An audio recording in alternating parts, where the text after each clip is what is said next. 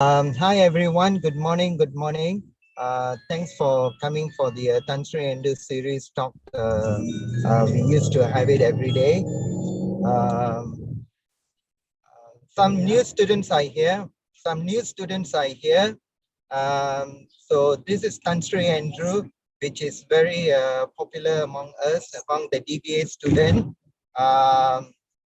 Sri Andrew used to give intellectual talk related to quite a number of things.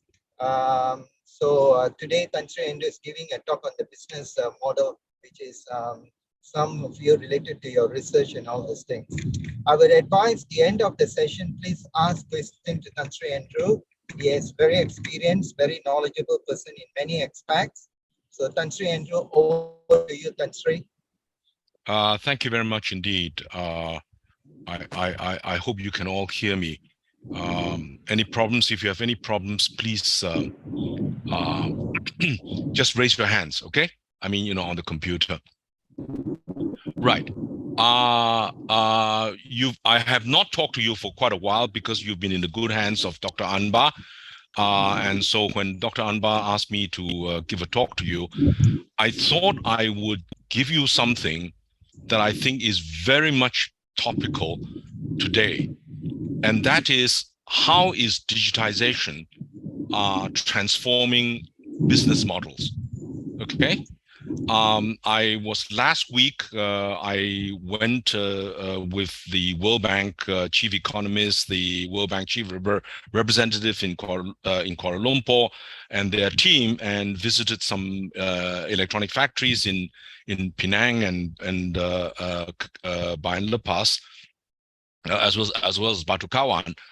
And it was very clear that the overall environment is changing so fast that the government has been extremely successful in luring the foreign investors in, but the hiring of all the engineers away from the local companies, brings new risks and issues about a crisis in HR, how to hire enough engineers without a war over, salaries. Now, that's very good for the engineers, but the business models become threatened.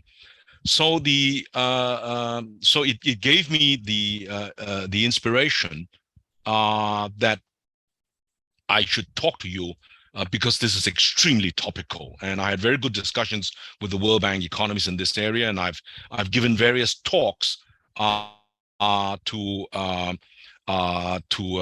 various people since we last met over this issue. The key question is, we are like people on the beach building sandcastles, not fully aware that a tsunami is coming. But it's not just one tsunami. There are 4 or 5 tsunamis all over the place, right? The first one was COVID, which is now, the wave has already broken and it's now becoming an endemic. But the recession is now definitely on. Climate change, weather change everywhere. We're facing major droughts everywhere, hurricanes everywhere. These are causing big disasters and disruptions. And of course, the biggest issue now is war, right? I mean, with what has happened in Ukraine, is that I just want to make sure that you can see. Can you all hear what I'm saying? Because my yes. Earphones are working. Okay. Yes. The Ukraine war has sparked off inflation in energy prices, especially gas prices, which is now 3 times larger than what it was before the war. Food prices are now rising very sharply because Ukraine and Russia produces roughly 6 to 10% of the world's wheat and then fertilizers, right? So and then also the disruptions over metals and key products. So all these what is now called polycrisis is forcing all of us to realize the the future is not going to be like the past. The old mindset cannot work. So will technology get us out of this? But even technology is changing so fast that most of us can't cope. Now, the pandemic has basically shifted a lot of businesses online, but only the big companies can do this, and the SMEs are having real trouble struggling, how to move online. So, what do we do? Well, again, as I've always said, what you do is to start with the big picture. Have a 30,000 feet view of what's going on, and then you slowly descend to about 3,000 feet, where things become a little bit clearer. You begin to see a lot of the detail, and then you go to the ground level. Now, as you know, at the ground level, the problem is that you can't see too far. So most of us are at the ground level, and we see, the small people that we're talking to, right? The people that we get used to. Now, so even the big picture is very unclear, because with the war, you're actually getting a very distorted situation of what's going on, right? Who's winning, who's losing? We don't know. The answer is we don't know, right? But all we know is that, we can see the inflation that we're getting hit, and, supply chains are being disrupted, and our businesses are being hurt, okay? And some of us are making a lot of money, others are not, right? So the disruptions are huge. Now, the first issue, of course, I'm going to go very fast in this area because most of you know this. Global warming is creating more and more losses. Okay, so for example, the recent Hurricane Ian, the Americans are discovering that every year they're getting 2 to 3 times more hurricanes than before. Okay, and this time Hurricane Ian, they don't, even though human life loss is not that big, but the damage to infrastructure and the damage to the households is huge, right? So at the same time, you're facing droughts in various countries. You're getting swine fever, monkeypox. All these are really due to climate change. Okay. And every report that I read, especially from the United Nations, the Intergovernment Panel on Climate Change, the IPCC, we have less and less time to deal with this. Now, the problem is that we are almost like planet Titanic, right? We used to be, thinking about averages. What is the average growth rate? The average growth rate is, let's say 2% or 3%, right? But now the range is wider. The temperature range is wider. Winters are getting colder, summers are getting hotter, and when it gets very hot, droughts are even more. Instead, and if the ice caps over the Himalayas melt, when it snows, the ice cap used to hold on to the ice so that the water comes less. But if there's no ice cap, that's why you get the flash floods in Pakistan. Okay, so all these are related, and things are getting worse and worse, right? So and of course a lot of this is due to the fact that over the last 20, 30 years, 1980 to 2016, and in fact, the elephant curve shows that the over this period, 80 to 2016, the 1% gained nearly 27% of growth, right? And the poor actually paid for most of it. Now, that is the inequality, but it's not just the one gaining in income. They gain even more in wealth. Out of the 7 to 8 trillion US dollars worth of monetary creation since 2020, the wealthy, made at its point, maybe captured maybe about 40% of that. They got 40% of that monetary creation. They lost a little bit from the stock market crash since then, but by and large, the distribution, has been very unequal. Okay, So the problem is that the elites, which are supposed to look after our interests, the 10% of the people who mostly work for the 1%, they have lost the trust of the public. Government, has only 30% trust. Media has even less, right? And financial services, only 44%. 64% people trust technology, right? And even on food and law, only half the people. So the problem is that insecurity is driving populism. You now have right-wing governments emerging in Sweden, which used to be very socialist, social democrat, as it were. The right-wing government has just won in Italy. The likelihood is that in Brazil, it will swing back to the left, okay? And then if the present president, who is right-wing, denies it, there could be, again, possible unrest, very much like what has happened with Trump denying that he lost the election in 2020. Okay, so populism is very polarizing, and this is an issue that we face. So from a very big picture point of view, we are living in a global network knowledge economy where winner takes all, right? The value of the network depends upon the number of users. And it's very clear that, if you really look at big tech platforms, they're only a handful, right? In China, it's Tencent, Alibaba, right? In the United States, it's Google, Facebook, Google owns YouTube, right? Facebook, Amazon, Tesla, etc. It's a handful of companies, a handful of banks that control everything. So the 1% controls the 10%, the 10% controls the 90%, right? That's essentially the global network. And whoever has the knowledge is the big winner. If you are ignorant, you don't have the skills, you have low value. If you have high knowledge, high skills, you win. Now, so if you don't understand this chart, you're in deep trouble. This chart shows the blue line is the central bank assets of the major central banks. Look at how the stock market actually tracks this. Okay, since the 2008, the stock market was divergent.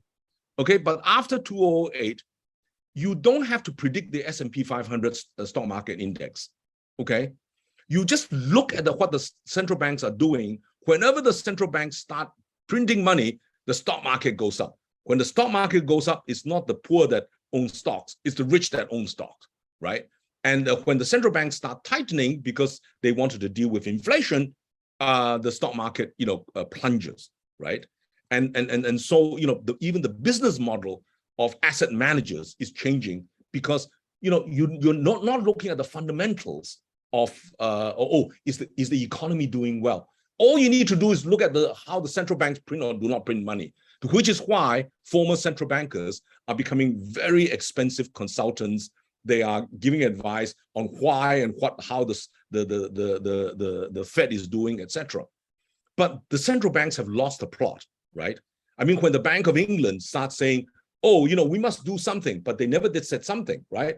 When the inflation is 13% at the end of the year and the inflation rate is 1.75%, and then suddenly they have to go and rescue the US, the UK gilt market, the central banks have, really lost the plot. All right, and I'm speaking this from a former central banker's point of view. So why am I talking this, about a business model?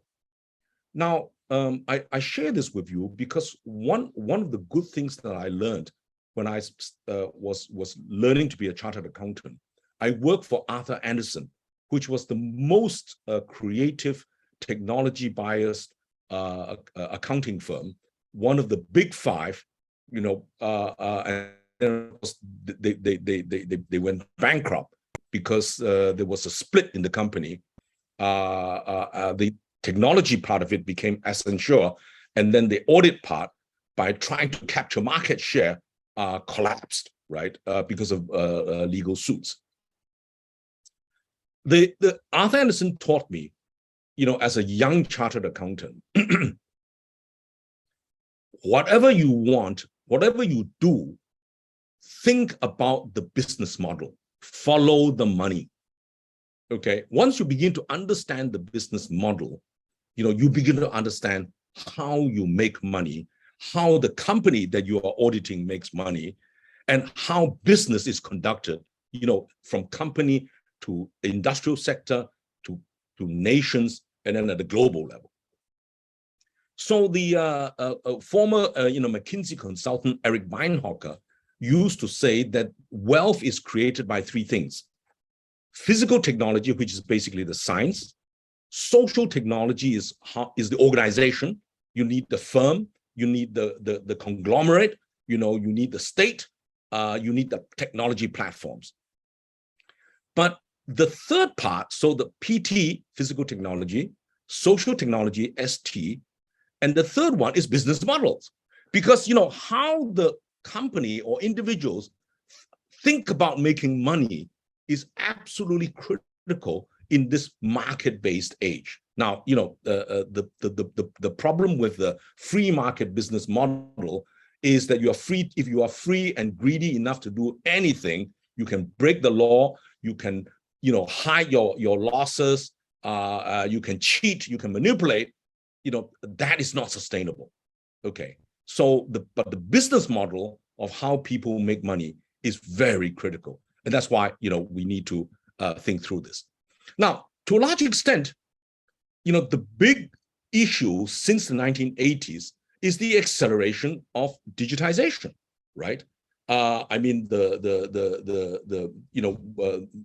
of us who are old will remember that from the 20s, 30s, it was the age of radio, right? It was the telegram, right? And then by the 50s, it became the television age, right? And then by the 80s, internet was discovered, and it's accelerated. So everything now is about digitization. And if you don't understand digitization, you don't understand computers, you're going to be lost, because more and more people are going to on the internet. So less and less people are going to read printed newspapers or even books, right? They buy it on the digital Kindle version, or they look at Facebook, YouTube, Instagram, Twitter, etc. So the biggest problem with what is happening is the paradigm shift. We are all victims of our, as the English economist said, we are all the victims of dead professors who were writing 30, 40 years ago. Because they wrote about their time, they teach you, you have been given a model in your head, and every day you look at the newspapers, you are bombarded with all this free market, liberalism, democracy, etc., etc. And if you believe it, you have been mentally colonized. And I'm not saying this is in a good or bad sense. All I'm just saying is that you're not aware that you have biases in your head, and you are feeding somebody's business model. I'll talk about this later. The real problem is that the context has changed, the environment has changed, right? And now we are now facing what we did not see before. We used to think that the market was stable, that there were no such thing as black swans, right? But suddenly the black swan appeared. We didn't understand what is a gray rhino. A gray rhino is a huge risk charging at you, but you're not sure, because you think, well, we can solve this through the state, or we can solve this through the market, okay? But there's disruption everywhere. So we used to think about, as I said in the earlier chart, we used to think about we can measure the risk through volatility. But suddenly, it's stochastic, it's a sudden shift. It's like a big earthquake. It's a tsunami, right? You think about small waves. Oh, this small wave won't kill me. The second small wave, it won't kill me. And suddenly a tsunami comes that is, 30 feet high and destroy everything. Destroy the beach, destroy the city. Like what happened in Phuket. And suddenly, we said, well, we're making money. As I showed you, the S&P 500 was the longest bull run in history. But all of it, most of it was due to central bank printing money. So, we have a false sense of security because, as long as the Americans are printing money, they look okay. They look okay. And suddenly inflation comes, right? Now, most of the returns on the S&P 500 are tech companies. The old companies are dying. And then suddenly somebody comes and says, ESG, if you buy ESG, you make money. Bullshit. That is if you really look at what's happened in the stock market recently, the biggest money makers are all the people who poison you, right? I mean, in the sense that you smoke cigarettes, the tobacco companies are giving you very good returns. The oil and gas companies are making you huge returns, right? So it's not, and these companies are not necessarily ESG, environmentally friendly. They're discharging even more carbon, right? So the inflation and higher interest rates, right, are deflating all the asset markets, and we are shocked because suddenly, we thought we were rich last year. This year we've lost somewhere between 15 to 30%, and of course the ringgit is depreciating, right? Okay, and then instead of the public markets, the value has shifted to private markets. Who is making most of the money? The private equity funds, the startups, the people who are working on cyber currencies, or fleeing into gold.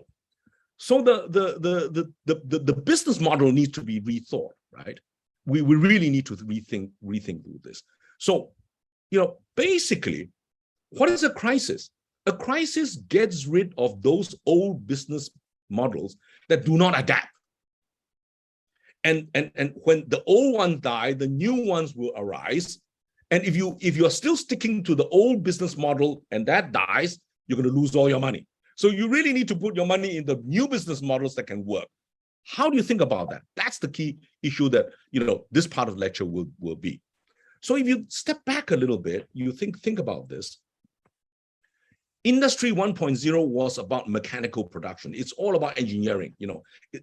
Adam Smith in 1776 was talking about a pin factory. You specialize and you make you need to take an iron rod, and then you need to grind it down. You pull it into thread, and then you cut it, and then you make a pin. Eventually from it, and every worker is on the assembly line.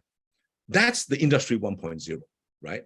And then it became the global supply chain. So you start on that basis, then you suddenly discover, I can not only specialize, English factories can make more money than cheap labor Indian factories. People tend to forget that the reason why the English make money is because they own India at that time, right? But the supply chain became global, okay? And then, as I said, in the 80s, the automation and the rise of computers suddenly changed the game. You're beginning to have robots, right? But now in Industry 4.0, you have internet, virtual reality, right? Artificial intelligence, robotics, genomics. All this has changed the game very fast. And I can destroy you with a hack, right? I can make lots of money if I am using cyber currency. So if you really look at even money used to be gold. Then it became bank deposits. Then from 80s onwards, it became unipolar. The dollar became the major currency in the world, right? You don't need to buy gold, because the US was offering you very good returns. You invest in dollar, you get very good returns on stock market, you get very good returns on the bond market, and money flowed to the dollar, right? But as interest rates began to fall because of central bank monetary creation, the ROE gets down to near zero, and you may actually lose money because the stock market is losing money. The bond market will drop when the interest rate rise. The real estate market will drop when the interest rate rise. But if the central bank can create money, I can also create money through Bitcoin, Ethereum, etc., and nobody can tax me in there. So the Bitcoin market became, as large as $3 trillion, right? Which is not chicken feed. And the reason why that can be done is that the cost of the marginal cost of creation of money has become nearly zero. Digitization can copy, it's very difficult to create knowledge, But once you created it, it can be digitized and replicated and reproduced at near zero cost. And that is what is happening. So how did Asia become rich? Asia became rich because basically the Americans won.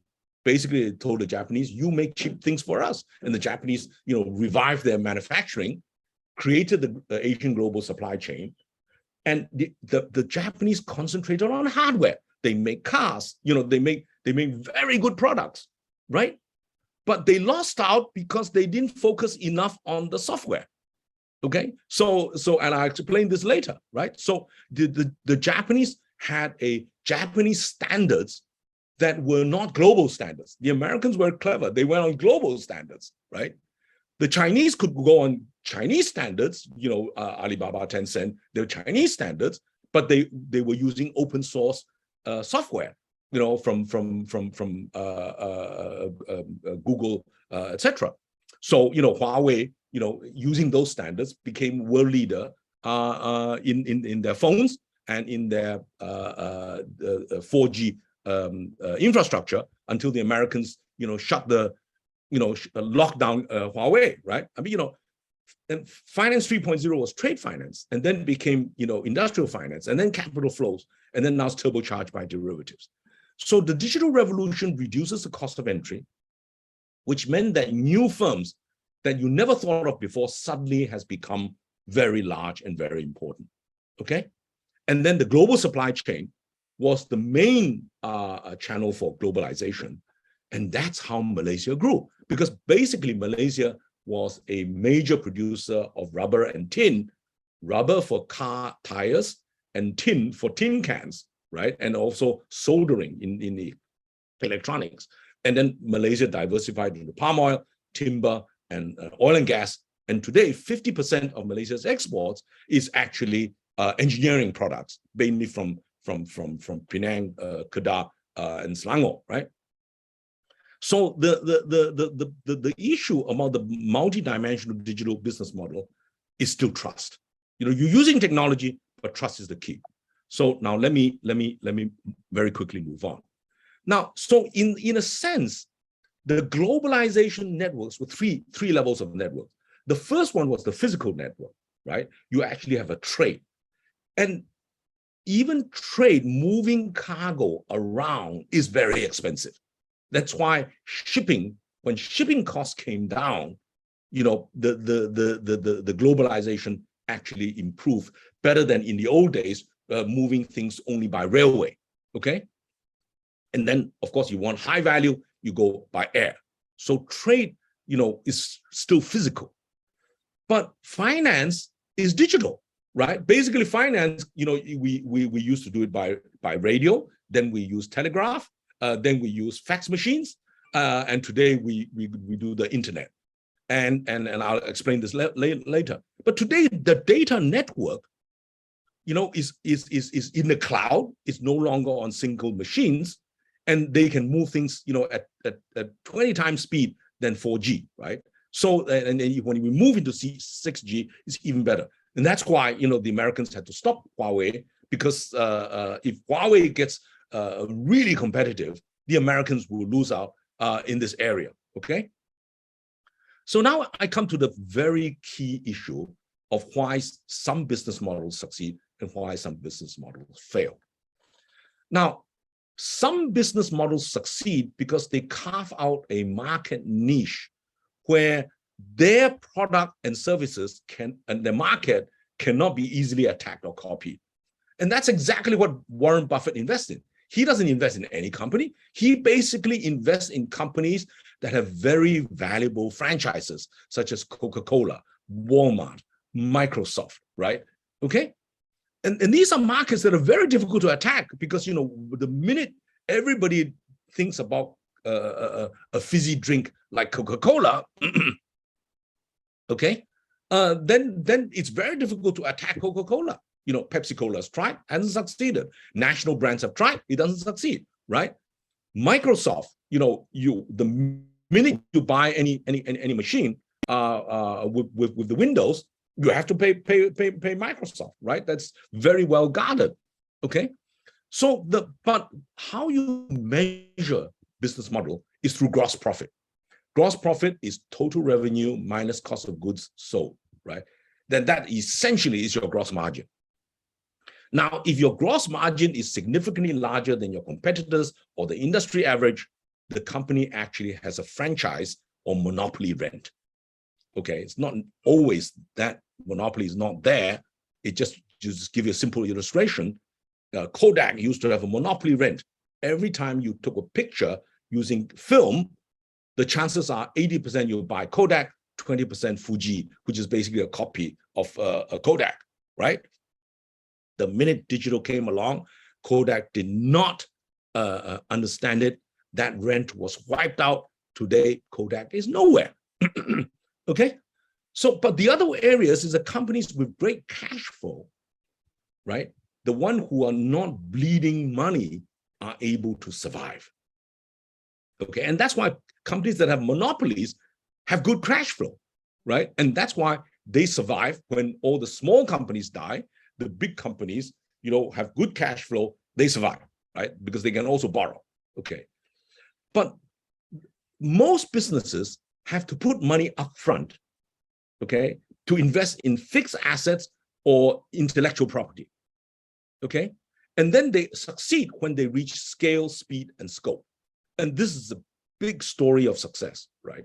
And the reason why the European companies are in deep trouble is because, and they don't have the equivalent of Tencent or Alibaba, Google, or Facebook, is they don't have the scale, because the European market is not one market. It's actually a conglomerate of markets in which every nation is still trying to protect their market from others, okay? And they couldn't get to the speed, and they don't have the scope. So if you are faster, larger, more types of products, you can raise prices and you can make a lot of profits, which is exactly what Apple is doing, right? Okay, so now I'm going to very quickly go into the details. I'm sorry, this is a fascinating area.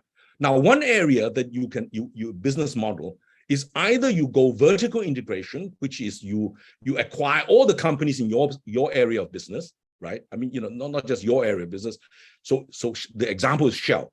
Shell actually is vertically integrated from the exploration, from the extraction, from the production, and it's selling you as a gas pump. Okay, so that's truly vertical integration, right? Then there's a horizontal integration. In my area of business, I'm going to buy everything in my area. You know, so if I'm a retail company like Toys R Us, you know, I would buy, you know, even another chain of toy companies and then change the name to Toys R Us. You know, franchising is very much that kind of horizontal integration. Now, there are different types of business models. So, you know, I'm very rapidly going through this so that you understand what I'm talking about. As before, you will always have my slides, so you can go through in this detail. Now, retail is extremely competitive, okay, because there are many, you know, small companies in this area. But increasingly, it's highly concentrated because everything depends upon branding. So if I am a very good char kway teow shop, right, and my branding is actually the most famous char kway teow, the problem is my char kway teow production is limited by how much I can fry. And as you know, if I try to fry too much, the quality goes down. Okay, so and you know, so that's why it's not been easy to actually brand char kway teow into a commodity type product that can be franchised across everywhere. Coffee has now become like that, right? Now, you know, so the retail companies like Gap, like McDonald's, like Nike, Walmart, Starbucks, you know, Zara, they have different models, right? And then some of them go not just from retail, they go into wholesale. Okay, so you don't have Costco in Malaysia, but that's a company that actually sells retail at wholesale prices. Now, to some extent, Tesco does that, and today, you know, Lotus does this. Now, who's behind Lotus? As you know, is CP Pokpan, which actually is a Thai company, and they actually are very much in the food production. You know, rice, wheat. They you know, and then they actually vertically integrated. into their, prawn production, fish production, chicken production, and then these are then retail under the CP brand, right? So that's the kind of model. Now there's a manufacturing brand, right? The business model.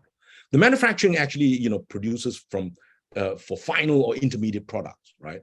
And there are vertically integrated manufacturers and there are horizontally integrated manufacturers. But some of them actually don't have their own branding. So, for example, Foxconn is just manufacture for the final consumer, right? Like Apple. Okay, they some of them may build their own brands, but the minute they build their own brand, the like Apple doesn't like you branding your product, so they may actually cut you off and buy from somebody else, right? So if your product becomes a commodity, anybody can come in, there are no profits to be made. Okay, so the manufacturing, those people, like Toyota, like TSMC, the Taiwan Semiconductors, they become very good at what they're doing. They produce very high quality products, and they actually have, near monopoly. All right, except that Toyota was and BMW and Mercedes were slow to react to the Tesla, which is the electric vehicle. And the reason is that the engineers are so good at what they're doing, they completely forgot that actually, which Elon Musk saw, what is a car? A car is basically 4 wheels with an engine, right? Now, in the combustion engine, there are many thousands of parts. But actually, an electric car is only a dynamo, which is not that difficult to make, right? And you put it on the 4 wheels, then you need a very good battery. Okay? And Tesla initially did this to say it's green, right? It's alternative products, and I do the high end, and suddenly overnight, the market value of Tesla cars is bigger than all the market value of Toyota, Renault, Nissan, and all this put together. Okay, that's how you get disrupted, all right? So the issue is that, all these supply chains, corporate business model is actually about systems, right? If you are very tightly controlled system, there is a danger that you are very fragile. If you are a very diverse, very loose conglomerate, you are very resilient. That's the internet. Okay, that's the internet. The internet has turned out to be much more resilient. There's a lot of attacks. There's a lot of, whatever that's going on, it still survives, right? Whereas companies, if suddenly they are attacked and they're very tightly knit, everything depends on one boss. If that boss dies, they loses their chief technology officer, they lose it. Okay, so it's very, very, very, very important that you understand business model. Now, just to very quickly go back to why today we are knowledge-based business models.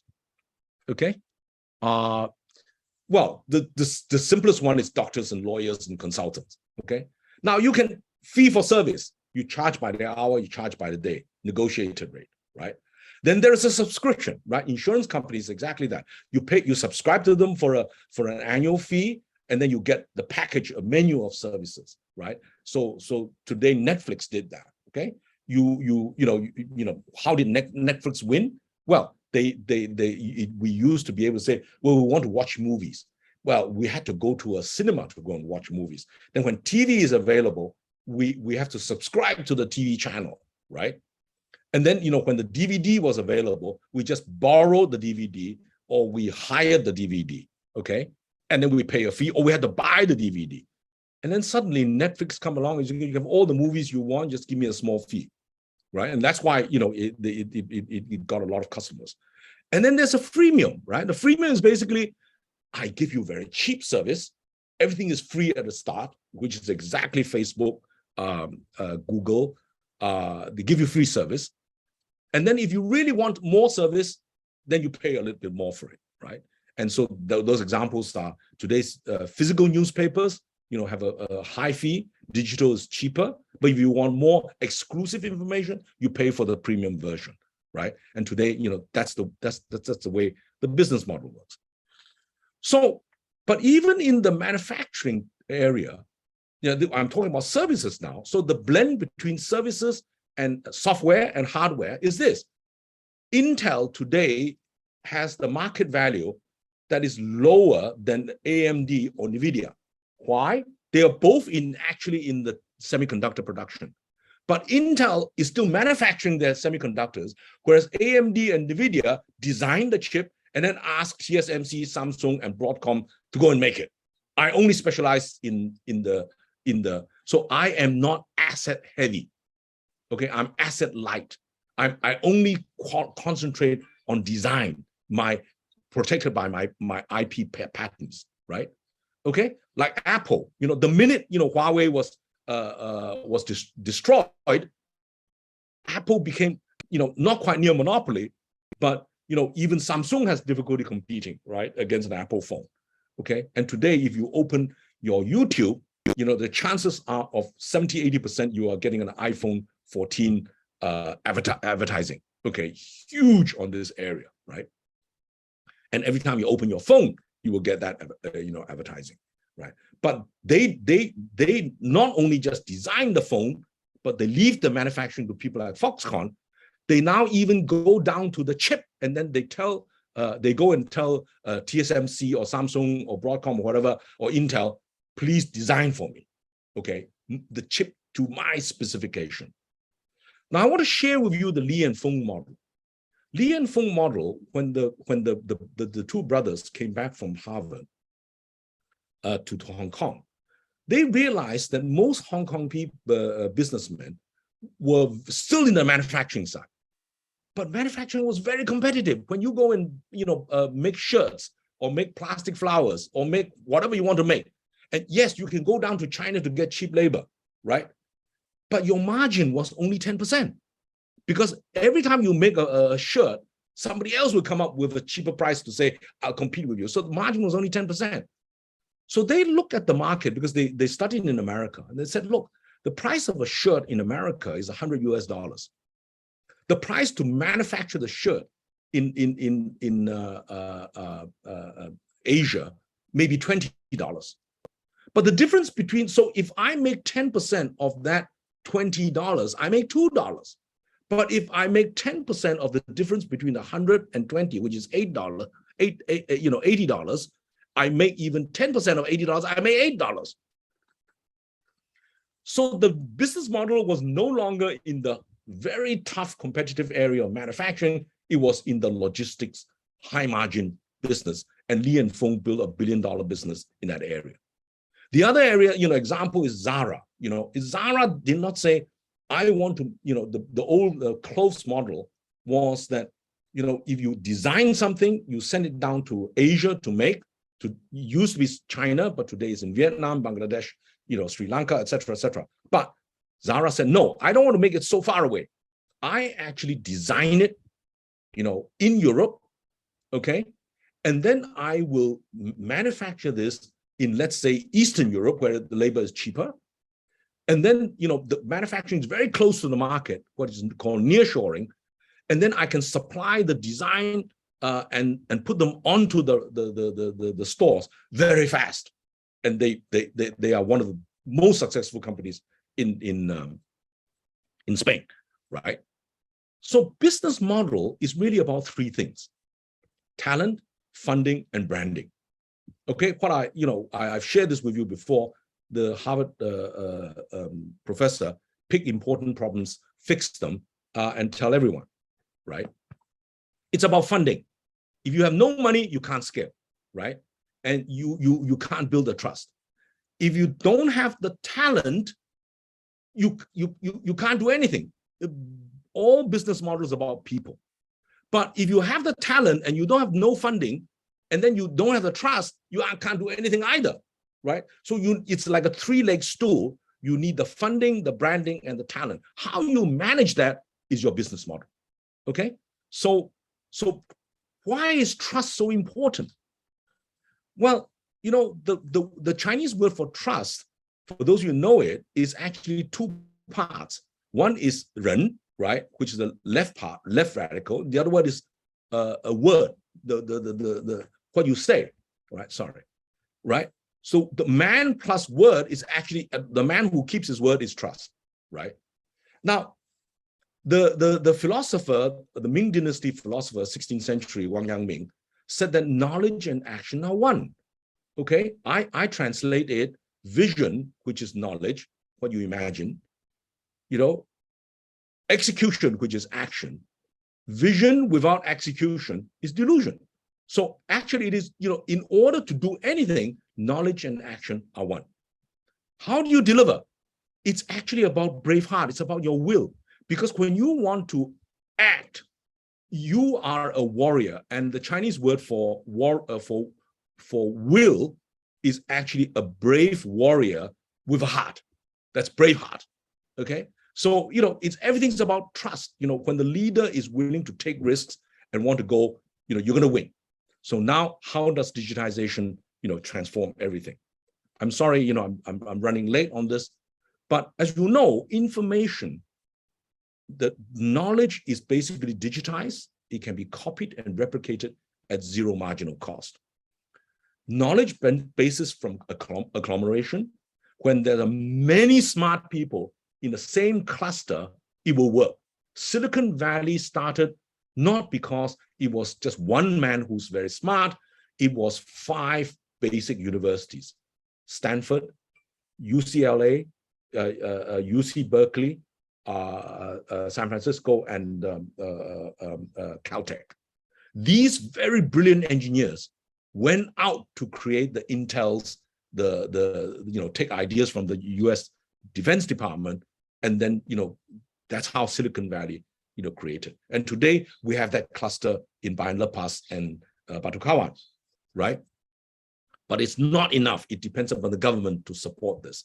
And the real danger is, with misinformation, disinformation, cyber attacks, these clusters can also be destroyed. So, if you read Peter Thiel, his book 0 to 1, he's one of the most successful inventors. He actually one of the first inventors of PayPal. And he's a great believer in technology, right? But the problem, so he said 0 to 1 is about technology. You can do new things, right? And globalization is 1 to N. Instead of only being in the United States, you go through all of the world. That's globalization. You copy things that work, right? But ultimately, for you to succeed in branding, it's your morality that works. If you are greedy and you tell the world that you are greedy and you do funny things, like some of these investment bankers, with 1MDB, etc., you lose the trust. Okay, but that's different business model. Okay, so we really need to find a third way. Does a highly concentrated government work? Well, we now have 2 models, right? We have the what we call the Russia-China model. The West says it's all totalitarianism or autocracy, and then NATO, which is supposed to be democracy, right? They're fighting for each other. On the other hand, the market, free market is polarization. The 1% get richer, the 99% get, are not getting it. So what the business model that's emerging is social enterprise. They make profit, but they do not go to the last mile to go beyond to the hurting other people profit. And so if you really begin to see what's happening, social enterprises, businesses that have values, that don't harm people, is going to win. And that's the business model of the future, right? Now, knowledge-based economy is because information is a property right. You start off with data, which doesn't have much value. You make it information, you classify it, it becomes information. You analyze it, it becomes knowledge. And you really begin to reflect it, that's wisdom. And the higher the knowledge scale, the higher the value. So, but value, information is digital, right? It's become physical. And what people don't realize is that knowledge is also energy. It's just like your battery. You have energy that you can charge into a battery, but the battery has leakage, right? And that leakage is value destruction, compared to value creation. So think about this. If you're a bank, I trust a bank. I put my money, which is money is the ability to purchase energy, right? I give it to the bank lends it to customers. If there's corruption, if there's incompetence, the bank will lose money, and in the end, my deposit will have less value. Okay, so information is like energy. Okay, it operates on networks, right? Now there are two types of networks. Okay, one is the networks is, what we discovered is that networks is the transformation of ledgers to ledgers, right? You have a balance sheet, right? You decide to pay me through a local bank. So, and your bank, let's say, is Maybank, right? And I am with RHB. So you give an instruction and information to Maybank.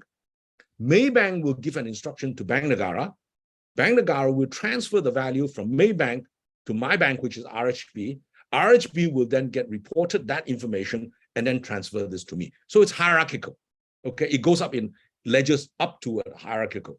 And the most hierarchical is because 80% of Asian foreign trade is done through the US dollar. So you give an instruction to Maybank. Maybank give an instruction to Citibank. Citibank give an instruction to the New York Fed. They transfer the value to New York Fed. New York Fed will give it to, let's say, JP Morgan. JP Morgan will give it to your African bank in the First Bank of Africa. The First Bank of Africa will go to the local branch and eventually go to your African transfer. And that is hierarchical. But today with blockchain, it's flat. You give an instruction to a blockchain, it scrambles it. The blockchain then transfer the information to the second blockchain, which is scramble it. The government cannot see it. It's not going up. It's going flat. And eventually it goes to your customer. So the distributed ledger system is flat blockchain, right? So now today we have two types of systems architecture. We have the American unipolar top-down system. If you are on Google, Google knows exactly what you're doing. Okay, you use US dollars, the US knows exactly what you're doing, right? Or you go into the dark money, you go into Bitcoin or you go to Ethereum or whatever you do, nobody knows what you're doing, except you don't trust whether the guy who operates the Bitcoin or the Ethereum doesn't know what you are doing, except that you're supposed to have the key. And you don't have that key, you lose that key, you lose everything. Okay, but that's the business model, all right? If the central bank can create money, I can also create money through Bitcoin, okay? So that's a different business model. So actually, information technology has forced us to rethink the basics of finance, right? I don't want to go into detail. It's everything about trust. So we need to, rethink how technology is changing this game. And the problem is we are so much smaller than the Alibabas, the Tencents, or the Googles, right? So different companies are going through B2B, business to consumer, business to business, platform to platform, peer to peer, etc. So these are all different models that you can start thinking of. So what is the recent experience, right? Are the P2P scams or failures? Are they illegal deposit credit schemes? Are these sandboxes working? Are the blockchain scams, cyber currencies, who benefit, cross-border digital scams, how do we control? All these are showing that it's very big problematic. The good and bad news is that the tech platforms are eating the lunch of finance companies, insurance companies, product companies, right? Shopee, Bukalapak, Gojek, all these are, or Grab, they're all eating the small businesses' lunch, right? And if you don't know how to get onto it, you're in deep trouble. So we really need to understand their business model. But the real problem with digitization is actually all about reskilling. A lot of people talk about digitization, but they don't know how to do it. It's just like in Malaysia. Every time we have something digitization, the government comes up with wonderful plans. And then at the end of the day, are the plans executed? Not so sure. Okay? We've been very successful to attract all the foreign companies to come and invest in Malaysia. Suddenly we find labor shortages. We're short of engineers. So actually, all business model is about people. If your people don't understand digit, they are not able to transform. If they are not able to transform, your business model is going to be blown out of the water. Okay? And that's what I mean. Vision without execution is delusion, right? All CEOs, if you are a team, you really need to teach your team how to do digital and transform in that area. So let me stop here and we'll open up to questions. I think we'll have half an hour of this. Okay? Thank you. Thank you, Sri. Open the floor for question and answer. I think it's a good time for you to ask questions to Sri. It could be related to Sri's talk, just about business model, or you could ask any other questions to Sri. It's about 30 of you attending. I'm pretty sure you have some questions to ask as well. So I open the floor for question and answer. You can either show your hand, that means you raise hand, or you can write in the chat.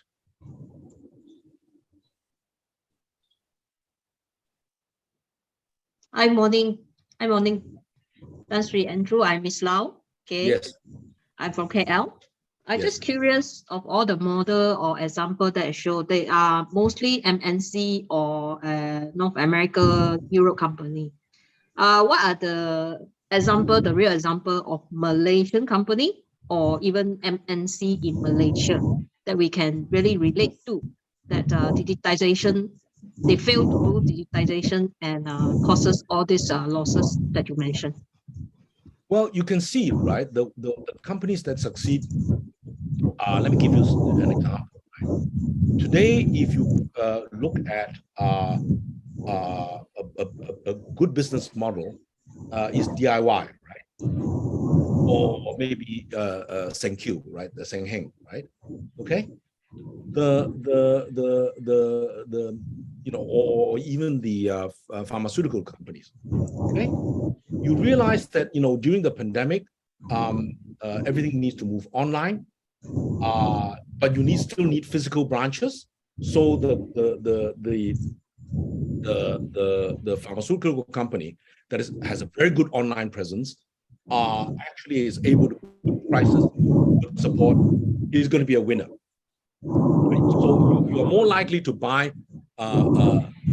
online, but maybe through one channel, but you may not buy the drugs through Shopee or whatever website because you don't trust them. You still need to go and see a licensed pharmacist or doctor. AirAsia is a very good example of that success. And now you notice that AirAsia has gone into the digital space because they've got a very good customer base, right? They can even provide cars in competition to Grab. Okay, so we're all experimenting. Okay, it's all experimenting.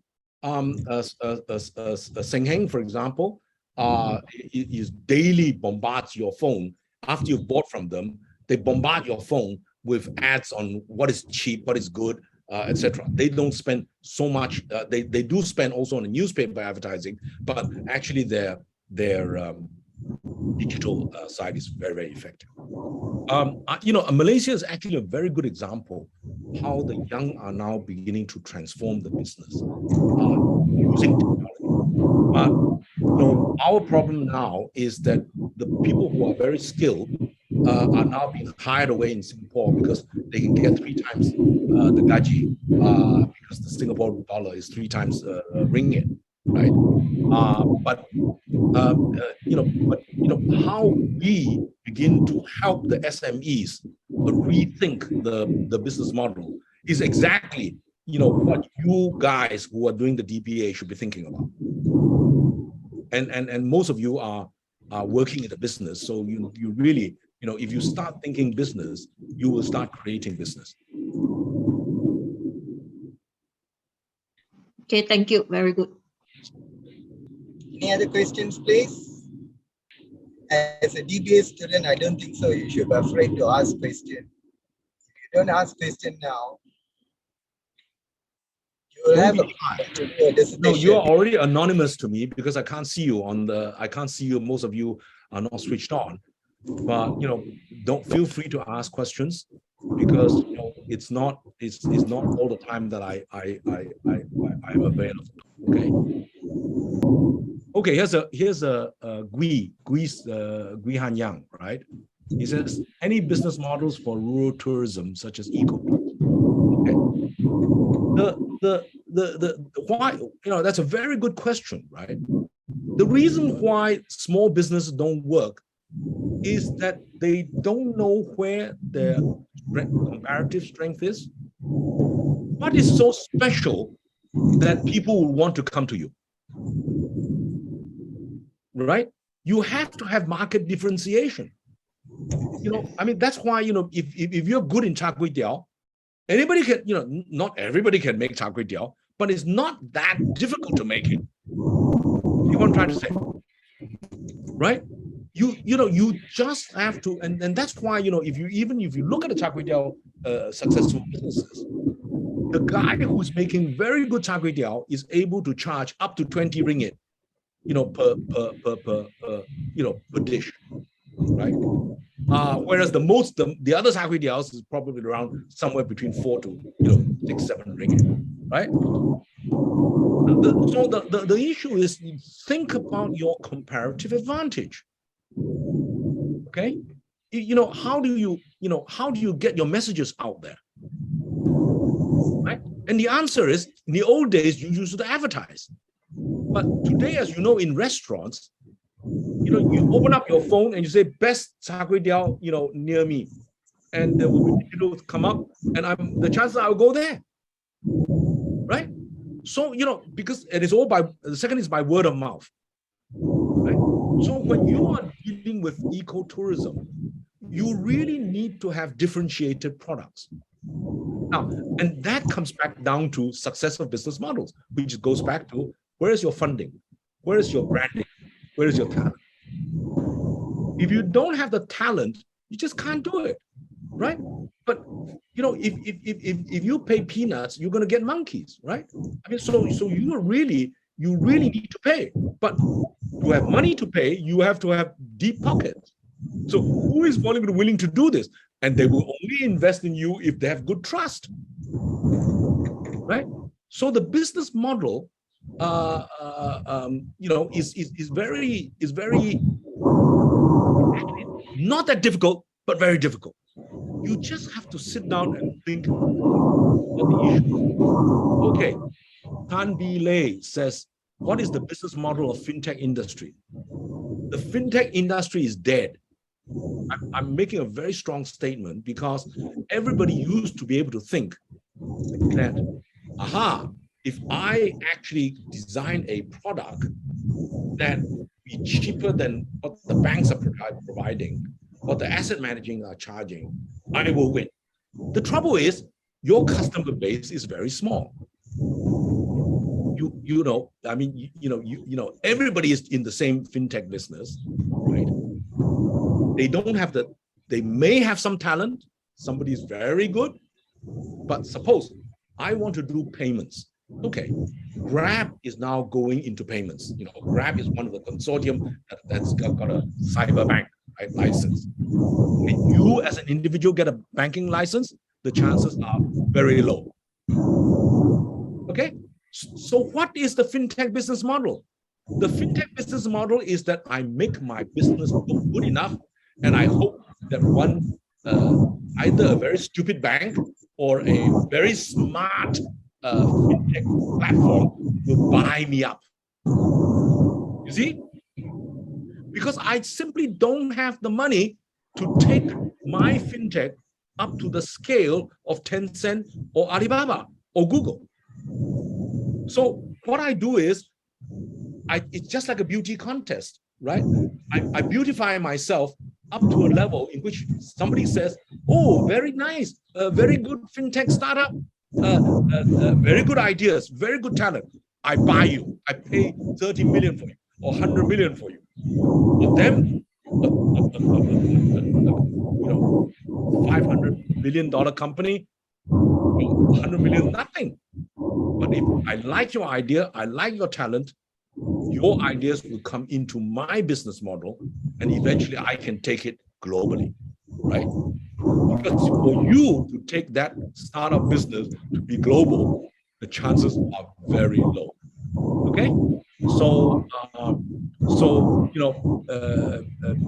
Milay, it really is, if you can beautify your startup in which somebody is willing to invest in you and buy you up, that's your business model. Okay, Kong Chi An, digital marketing. Is it a good idea to engage with digital marketing and setting up your own digital marketing department? Let's put it this way, right? There is no free lunch.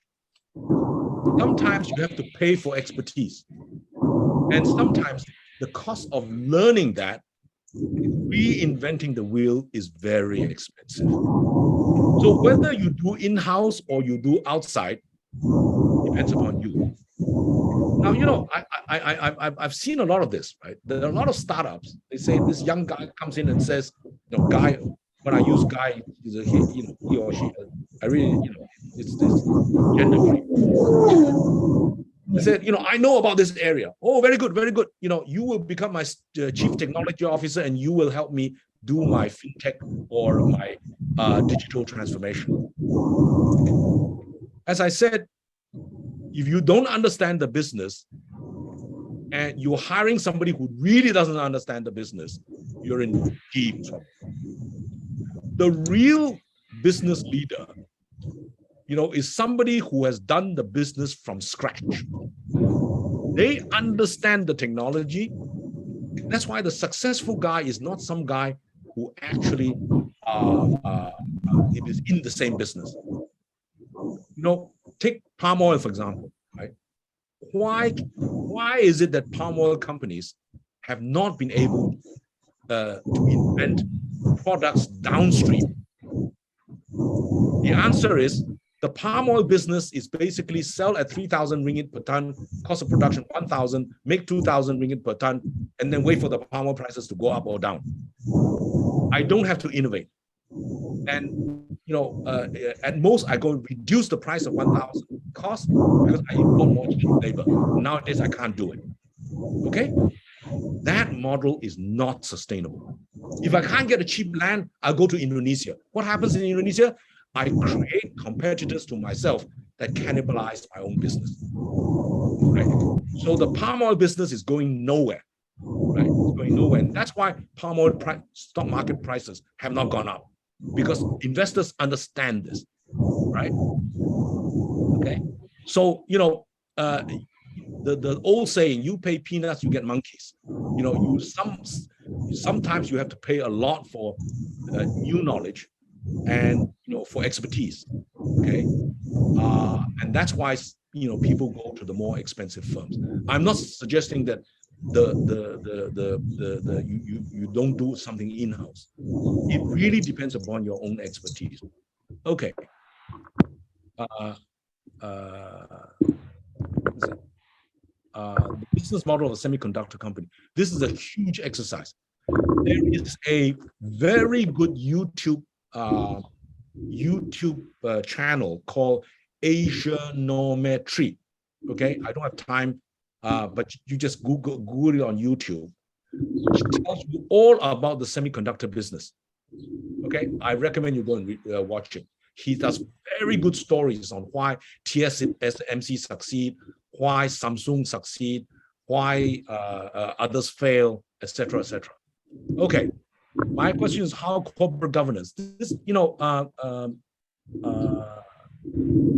now your question is too general. Everything is about corporate governance. Okay, if the corporate governance is no good, the company is likely to be no good. But whether the corporate governance is good is not about how they package the mission, beautiful advertising, etc., etc. You go and use one of their products, you will know whether the company is rubbish. Okay, I was dealing with one bank for 40 years, right? And one day, I gave a very simple instruction to the bank, and the bank failed. I kept on telling them, look, you really have a serious problem on your hands. What was the answer?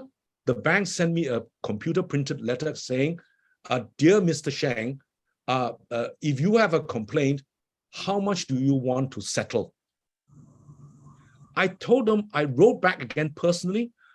As you know, I was the chairman of the technical committee of IOSCO, which is the equivalent of the Basel committee. I wrote to the chairman of the bank. I wrote to the chairman of the financial services of supervisory authority in Britain. And I said, this bank is in deep trouble. They completely lost the plot about their customer. All they want to do is to settle. That means I want to keep you, shut you up.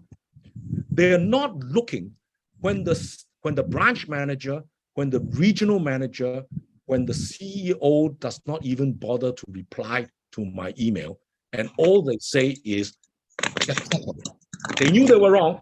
They knew they were wrong. When the chairman of the financial supervisory authority in Britain says, this is what happens, I knew that the British banks were in deep trouble. Their business model is failing. And this is why Britain, the sterling has gone down to 1 or almost 1 against the dollar. Okay. They don't know what they're doing, right? And that is a sign that the corporate governance is in deep trouble and the business model is failing. Okay, right? So next one, Han Xiu. What do you think of the pace of digitization in Malaysia? Well, the digitization in Malaysia looks very good, right? We have in Penang and Kulim, the Silicon Valley of Southeast Asia. We have 50% of our exports in digital products. Engineering products. Our companies are not bad in digitization, but suddenly we find we cannot get the digital engineers anymore. Right? They're being hired away. We can't even hire engineers from Vietnam because there are not enough engineers. So we are now in an HR crisis. Our SMEs all need to go digital. But remember this, if we don't go digital, Philippines go digital. Philippines is 100% English, okay? Our graduates' English is only so-so these days. It used to be very good, but they're only so-so these days, right? The Philippines are now able to go online to teach Japanese English, right? The Philippines has a digital outsourcing model that is second only to the Indians, right? Now, you know the Vietnamese, they are growing at nearly 7%. They are 100 million people. This is 3 times Malaysia's population.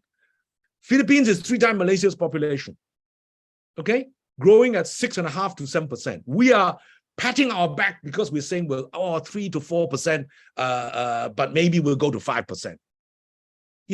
This is a lack of ambition, okay? Really lack of ambition. Talk only, not enough walking. Okay, now for our corporate captains, and this I would include even SMEs, they need to understand this. If you don't take the risk, you don't make that change, you're going to be blown out of the water. All right. Okay. Now there's success in, well, all I'm saying is we have a huge chance, but how do we do it? Woon Pei Kyon, how good Malaysian SME is ready for digitization? Well, very simple answer, isn't it? Who is helping you in this business? And you are not seeing any help from government or your associations or anybody, you're in deep trouble.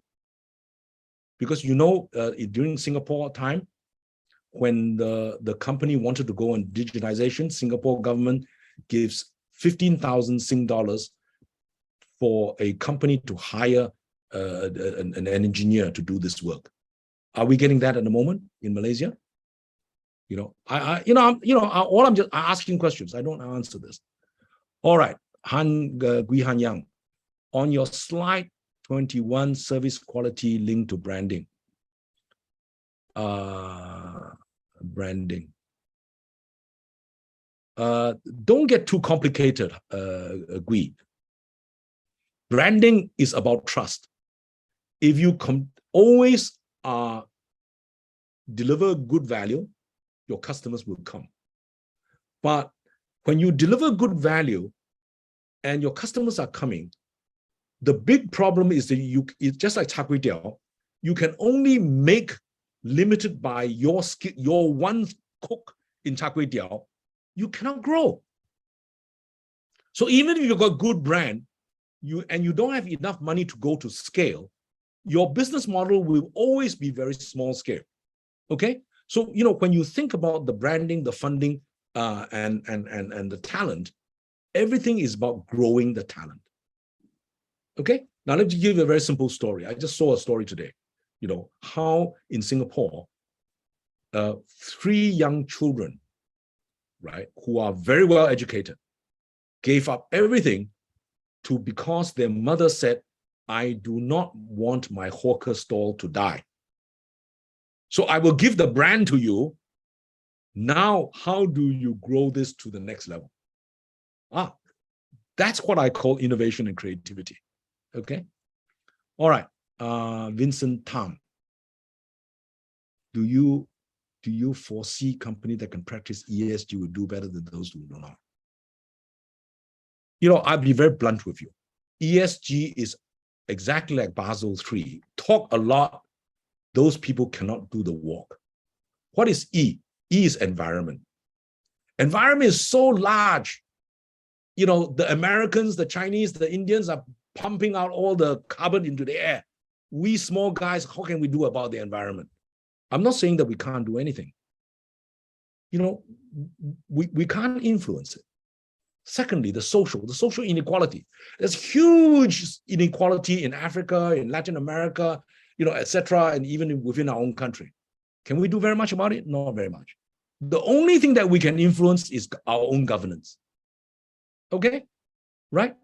So ESG is, at the moment, is very fashionable because it's ESG, very good, very good.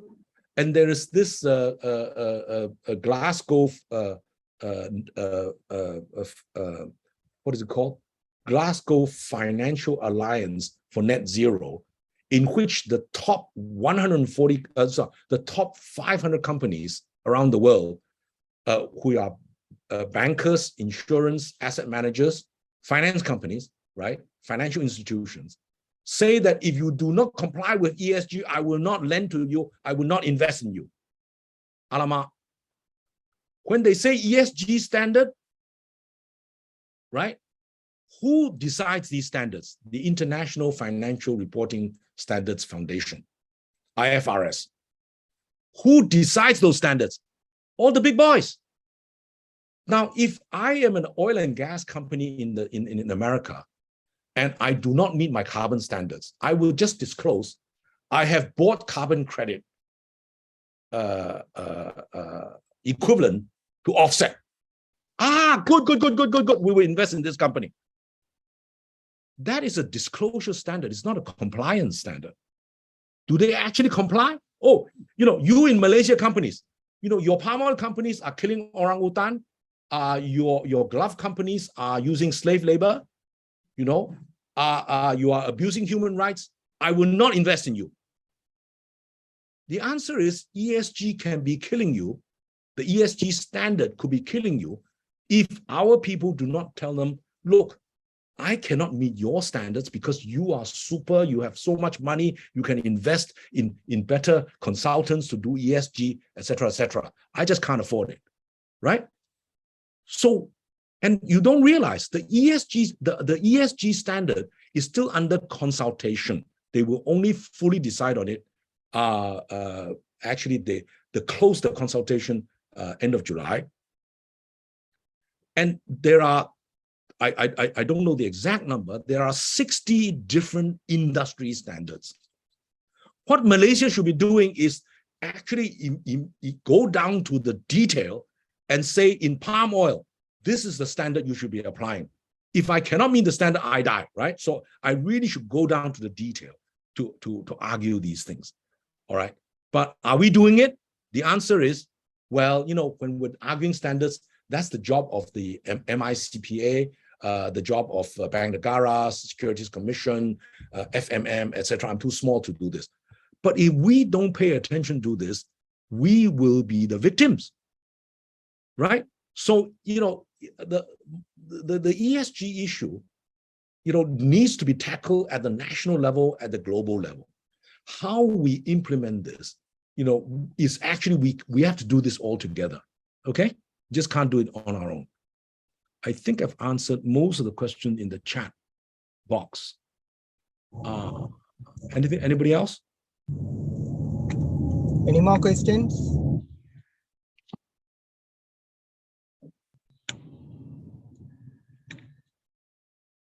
Calling 1, calling 2, calling 3. If you have any questions, obviously you can send email to DBA admin. We will forward the questions to Tan Sri. Yeah. So thank you so much, Tan Sri. Okay. Thank you. Anymore. Tan Sri, can we make available the slides that you presented? Yes. I'll send it to you later. Okay. And then you can pass the PDF to everybody else. All right.